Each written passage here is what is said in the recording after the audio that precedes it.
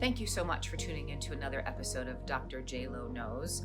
Ruby and I are so happy you were able to stop by. She is my fabulous emotional support therapy dog that doesn't really do either one very well. My clients are like, she's cute, but she doesn't do much else, and that's a fact. Anyway, today I want to talk about boundaries. And yes, you've all heard a lot about boundaries, but I don't want to talk about boundaries in the typical traditional way. Boundaries, when done well, as you know, are really, really important. The one thing I do want to say about them is that they help people understand where they sit, where they are, whether you're going to invite them into your emotional and mental and physical space, or they're going to stay on the other side. And you don't necessarily have to explain to a person why you have a boundary. You just employ it. But the thing that I want to mention about boundaries that is maybe a little bit different or new for you is boundaries that are used as punishment are not the intended purpose of a boundary. What do I mean?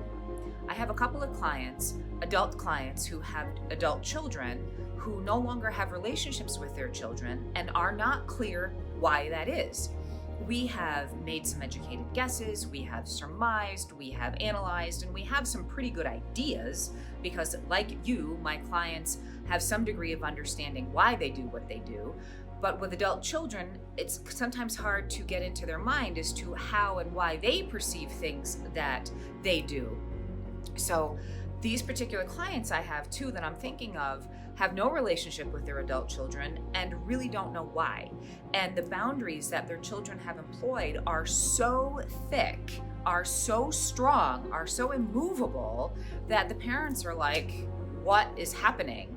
And they are dumbfounded, except for some educated guesses. So my point is, boundaries are wonderful, but not when they are used as a punishment. If you find yourself having a relationship with somebody or a non-relationship thanks to this impenetrable boundary you've put up, at some point, it might be appropriate, it might not, but it might be appropriate for you to consider giving that person a little bit of insight as to why this is. It doesn't mean that your boundary is going to change.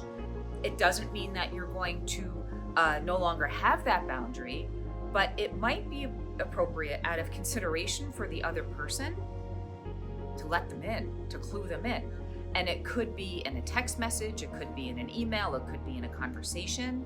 Giving information doesn't necessarily break the boundary as long as you are committed to reinstating that boundary. So why would anybody do this? Well, if the person was important to you at some point and could potentially be again, I'm thinking of a parent, a loved one, a best friend, who knows, somebody that was important to you at some point. You may, out of consideration for that person, as I said, give them that little inch. It doesn't break the boundary unless you break it after that.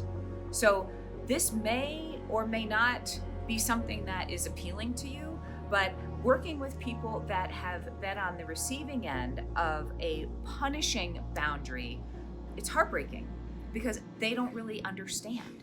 So relationships that worked two ways some time ago may one day work that way again, or they may not. So I'm asking you to consider, if you have an immovable boundary, does the other person understand why? Should they know why? They may not. But probably this is not something you've considered before, and that's the intent of this video, is to get you to think about something a little differently. You may stay exactly where you are on the subject, that's fine. But I just want you to think about things differently, because that is, after all, the intended purpose of psychology and therapy, is to help people think about things from all angles. So I thank you so much for stopping by, and I really appreciate your tuning into Dr. Drjloknows. Bye for now.